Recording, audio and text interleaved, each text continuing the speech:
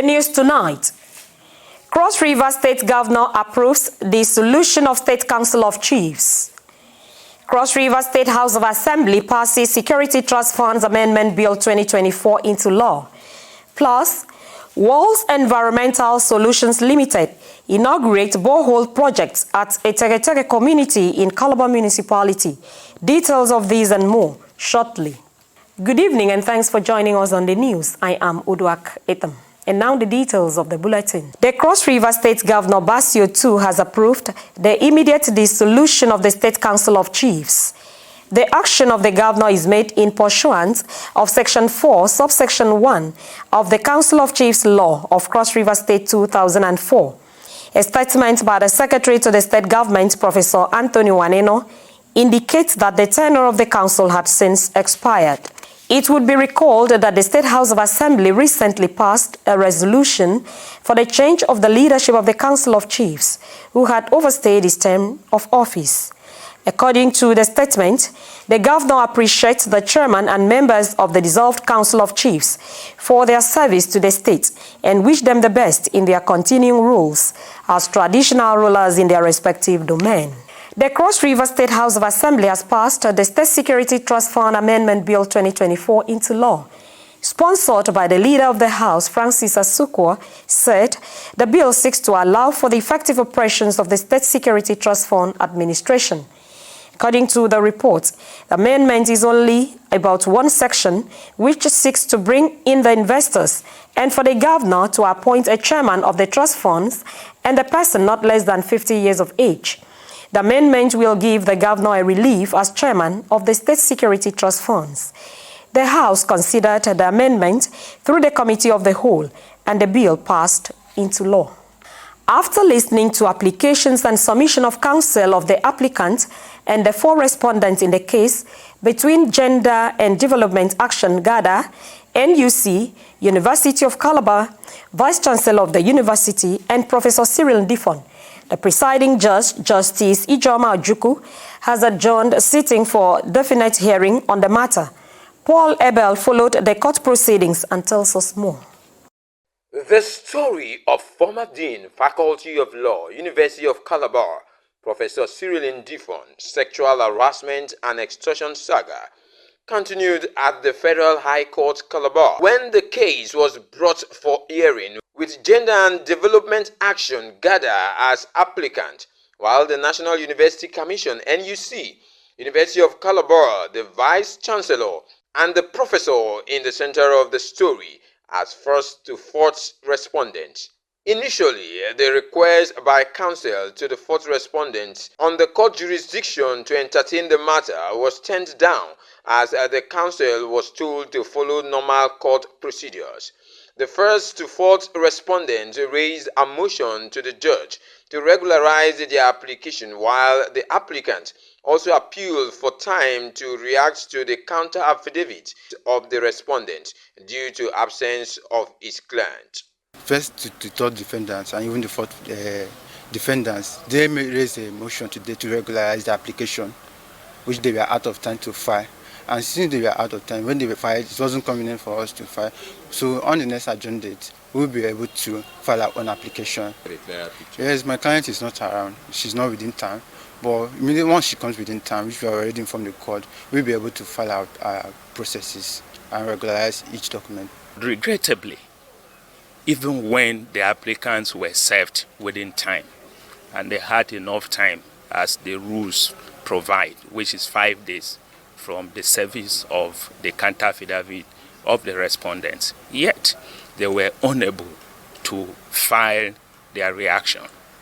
And it is as a result of their failure to file this that they brought an oral application to the court for an adjournment. So the court bent backward and granted a short adjournment, which is to enable the applicant give and file and serve their reaction. I, for one, had even opposed on grounds that this is an application, the originating application is frivolous, has no relation, has no correlationship with this court, which is why we have brought a preliminary objection that this is not a forum, because the relationship between the fourth respondent and the second respondent, who are his employers, that is the University of Calabar, is contractual with basic obligations and rights. And so the only forum, the only court in Nigeria that has been donated powers by the Constitution, as provided in Section 254C of the Constitution of the Federal Republic of Nigeria 1999 as amended, is the National Industrial Court. The judge listened to all the parties and adjourned the case to 24th June 2024 for definite hearing. In Calabar, Paul Abel, Nta News. Leaders across political parties have continued to celebrate democracy in different ways as they reflect on the struggles, fight and commitment to freedom in every phase of life. Erika Ivy reports that although the event was not formally celebrated in Calabar metropolis, yet some political leaders in the state bet their minds on the gains and challenges of democracy for the past 25 years since 1999. Democracy Day is commemorated annually to mark the historic sacrifices by heroes who stood their ground for democratic ideas and values. Silver jubilee of democracy, unbroken democracy in Nigeria. So it is worth celebrating. Despite the challenges, Nigeria is on course. Cross River State is on course. The mistake we make most time is to compare ourselves with advanced democracies that have existed for over 200 years. We have made progress as a nation. We have our challenges, but we must continue to coexist. We must step up in terms of leadership, because one center that have not been able to give us where our destination per se is choice of leadership. Some respondents in what they describe as a review of 25 years unbroken democracy in Nigeria highlighted the gains of democracy, while calling on leaders across board to look inward in building a nation where justice, equity, fairness, and prosperity prevail for all. Last month alone, we went to Goja to do 50,000 hectares to cultivate rice. And only 2 weeks ago, we were in Udukpani to do 12,000 hectares for rice, for wheat, for cowpea, for tea, for maize, for cassava cultivation. And this will go around across the state. Sincerity is very important in leadership. If a leader is not sincere, then you're going to get all your policies and programs wrong, because intentions are very important. Others are appealing for collective contribution for societal development. For us to have effective democracy in Nigeria and of course Cross River State, let it be known to every individual that it's no longer about a political party. It's not even about your candidate. It's about you yourself. So when you have opportunity to elect any representative, be conscious of the fact that after election there is governance. Believe you me, with the way he is going, both Mr. President and my governor, Nigeria and Cross River State will definitely get to that place that we all pray and believe it should be. Respondents say with the renewed hope agenda of President Bola Ahmed Tinubu and the People's First agenda of Governor Bassel II of Cross River State, Nigerians are hopeful for a brighter future in spite of daunting economy. In Calabar, Erika Ivy, Nta News.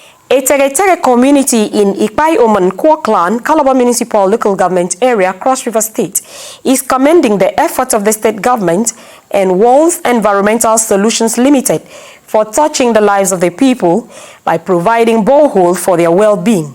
This was at the official inauguration of 6-inch solar panel borehole at the community. Paul Abel completes the report. This is Nta community, Bakuku, Nasarawa in Calabar municipality.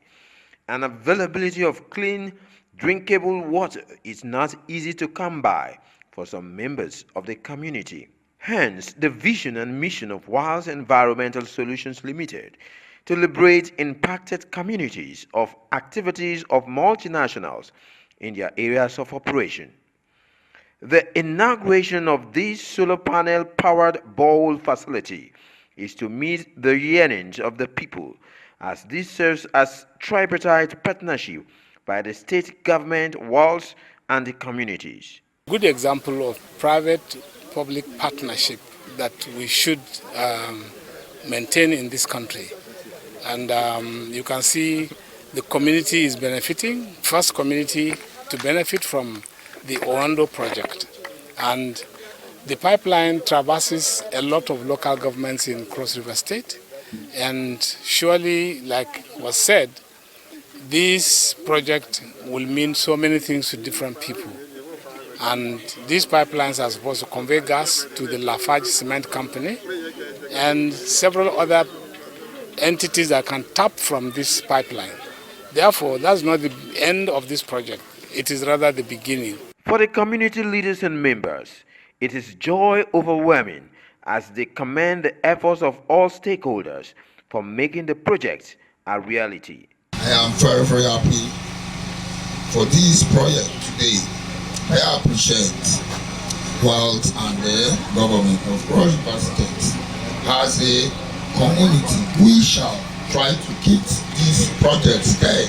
We thank the chairman, chief executive of Wealth Global. We thank the contractor. In fact, our greatest thanks go to the governor of Cross River State. This is the dividends of good governance. You cannot do without water. So water is very, very important. Water is life. I'm grateful to God and even to the community and even to the state.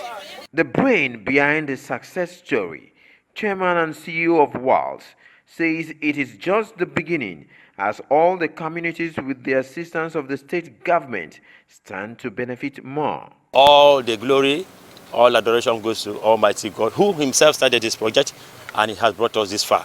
And the promises is that, and assurances, therefore, is that more and more and more are still coming. This is just a tip of an iceberg. We have road construction, we have medical centers still coming.